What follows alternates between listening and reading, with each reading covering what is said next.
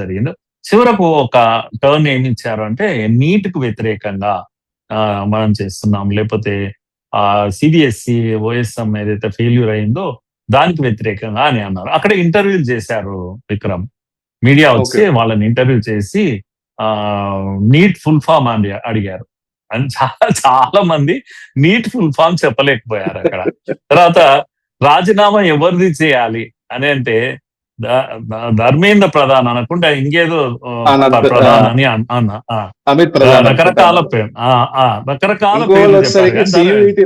CUET రాసిరు కదా అని చెప్పేసి అడిగిండ్రు. అంటే నేను మీరు నీట్ రాశారంటే కానీ నేను సియూటీ రాశాను, మరి సియూటీ లీక్ కాలేదు కదా అనేసి అనుకున్నాను. కానీ ఇది జోక్స్ అపార్ట్ సార్, ఇప్పుడు నిజంగా వ్యవస్థ కూడా కోచింగ్ సెంటర్లు కూడా ఈ నీట్ అనేది ఇప్పుడు నీట్ పక్కన పెడితే ఎస్ఎస్సి స్టాఫ్ సెలక్షన్ కమిటీ పేపర్లు కూడా లీక్ అవుతున్నాయి అని చెప్పేసి ఒక రూమర్ అయితే స్ప్రెడ్ అవుతుంది స్టాఫ్ సెలక్షన్ కమిటీది. ఇప్పుడు మనం అనుకుంటే ఇప్పుడు లాస్ట్ అటెంప్ట్ అనేది కొంతమందికి ఉంటుంది సార్, వర్త్ఫుల్ క్యాండిడేట్స్ కి.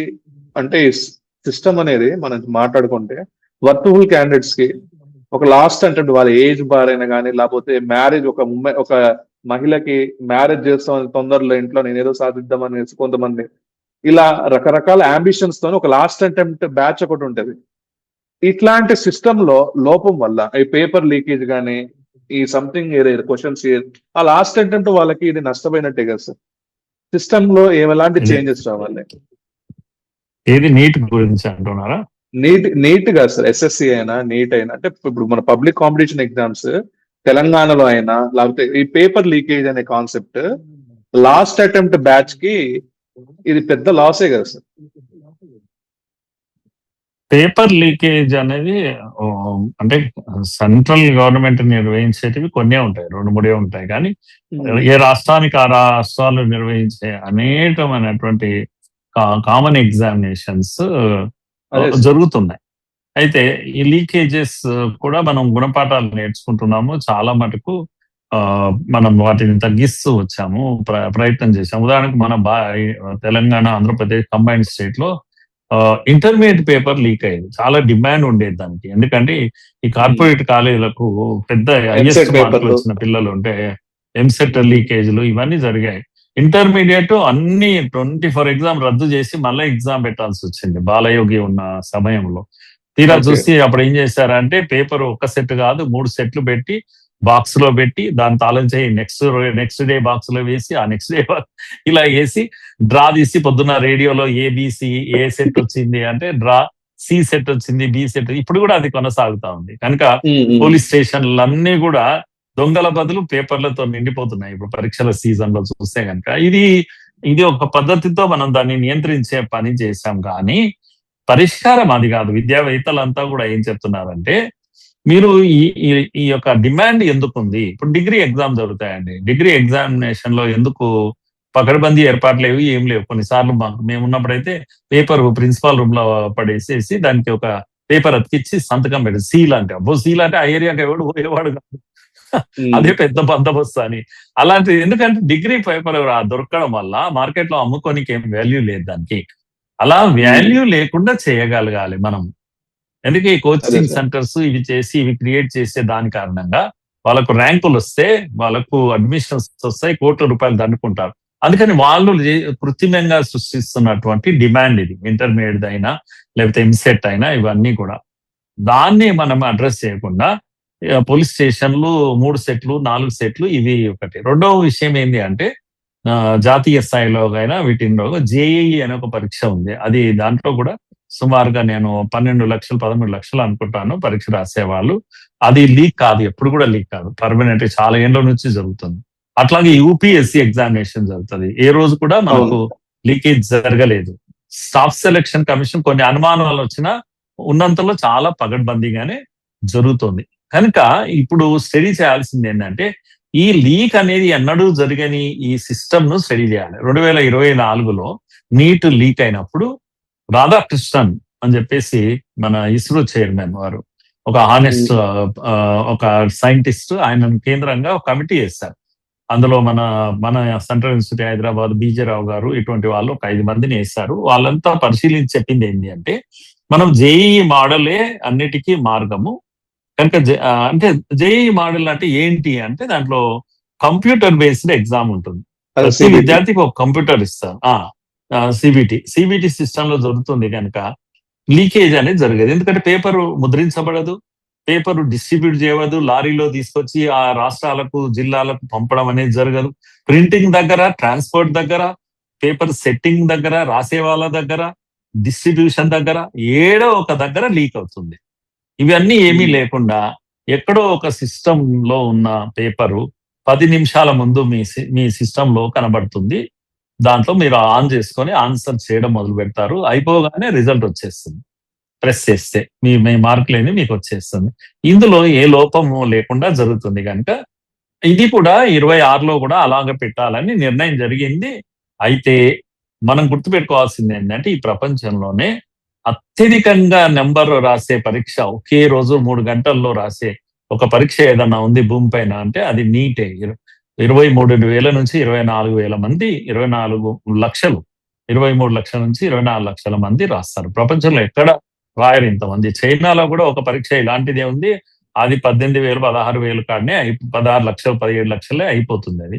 అయినా వాళ్ళు ఆర్మీని పెట్టి పరీక్ష కండక్ట్ చేస్తారు. వాళ్ళు చాలా మంది నవ్వుకున్నారు, మన ఫ్లైట్ లో పేపర్ తీసుకొస్తారు ఆర్మీ ఫ్లైట్ లో అని అనేసరికి యుద్ధానికి బదులు వీటికే పంపండి ఆర్మీని, ఫ్లైట్ వీటి కొరకే వాళ్ళని, ఇలాంటివన్నీ జోక్స్ చేస్తారు. ఆర్మీ అయినా పోలీస్ అయినా ఎవరైనా కూడా దేశ ప్రజల కన్నా ముఖ్యం ఏది కాదు కనుక వాడతారు. అక్కడ ఆర్మీనే పంపిస్తారు. ఇక్కడ ఓన్లీ ఇండియన్ ఎయిర్ ఫోర్స్ అంట కదా సార్, ఇప్పుడు ఇండియన్ ఎయిర్ ఫోర్స్ కదా. అదే ఎయిర్ ఫోర్స్ ను పేపర్ డిస్ట్రిబ్యూషన్ కొరకు మాత్రమే మాట్లాడారు. ఎందుకంటే క్విక్ గా డెలివరీ అయిపోతుంది, ట్రాన్స్పోర్ట్ లో డీకేచెస్ ఉండవు అని ఒక పద్ధతిలో ఇది ఆలోచన చేశారు. కానీ 24 లక్షల మంది పరీక్ష ఒకేసారి రాస్తున్నారు అనేది మనం మాట్లాడుకుంటున్నాం. 2014 ముందు ఇన్ని లక్షల మంది అంత లేకపోయినా అప్పుడు 18 లక్షలు, 20 లక్షల లోపల వాళ్ళు రైళ్లలో ఉండేవాళ్ళు. చాలా మంది తల్లిదండ్రులు ఒక నెల రోజులు 2 నెలలు రైల్లో తిరిగేవాళ్ళు. మధ్యప్రదేశ్ పరీక్ష, ఉత్తరప్రదేశ్ పరీక్ష ఇట్లా రాసుకుంటూ వచ్చేవాళ్ళు. అన్ని రాష్ట్రాలు వెళ్ళి రాసేవాళ్ళు. ప్రైవేట్ కాలేజీలు సొంతంగా పరీక్షలు పెట్టుకున్నాయి. ఎన్ని పరీక్షలు జరిగేవి ఈ దేశంలో? 50 నుంచి 100 పరీక్షలు జరిగాయి. అలాంటిది ఒక పరీక్షతో తీసుకొచ్చాం మనం. ఇక్కడ విద్యార్థులకు ఇస్తున్న సౌకర్యాన్ని ఎవరు మాట్లాడలేదు. ఒకటే పరీక్ష తల్లిదండ్రులు ఎక్కడా తిరగకుండా రాస్తున్నారు. 5 నుంచి 600 సెంటర్స్ లో రాసేవాళ్ళు అప్పట్లో. ఇప్పుడు 5,500 సెంటర్లో పరీక్షలు రాస్తా ఉన్నారు విక్రమ్. అంటే మీ ఇంటి వరకు వచ్చేసింది ఎగ్జామినేషన్ సెంటర్. కంబైన్డ్ ఆంధ్రప్రదేశ్ లో మీకు గుర్తుండాలి, ఎక్కడ విశాఖ, తిరుపతి, విజయవాడ, ఒకటి హైదరాబాదు, వరంగల్, ఇవే సెంటర్స్. ఇప్పుడు మీరు అన్ని జిల్లాల్లో జరుగుతుంది. 5,500 కేంద్రాల్లో జరుగుతుంది. ఇంటి వరకు మీ సెంటర్ వచ్చేసింది. ఇది విద్యార్థులకు ఇచ్చిన సౌకర్యం. మూడవది ఏంటి అంటే పరీక్ష 3 భాషల్లో జరిగేది అప్పట్లో. ఇప్పుడు 13 భాషల్లో పరీక్ష జరుగుతుంది. కనుక మనం మాట్లాడేటప్పుడు ఏదైనా సరే గుడ్ అండ్ బ్యాడ్ 2 మాట్లాడుకోవాల్సి వస్తుంది. 13 భాషల్లో ఇంటి వరకు వచ్చి పరీక్ష అయితే ఎంత ఎక్కువ దూరం పోతున్నప్పుడు అంత ఎక్కువ లీకేజ్ కి అవకాశం ఏర్పడుతుంది. ఎక్కడో దగ్గర లీక్ అవుతుంది పేపర్. కనుక ఇది గ్రహించాలి. దీనిపైన అనేక పరిశోధనలు చేస్తున్నారు. నేషనల్ టెస్టింగ్ ఏజెన్సీ కూడా సతమతం అవుతూ ఉంది.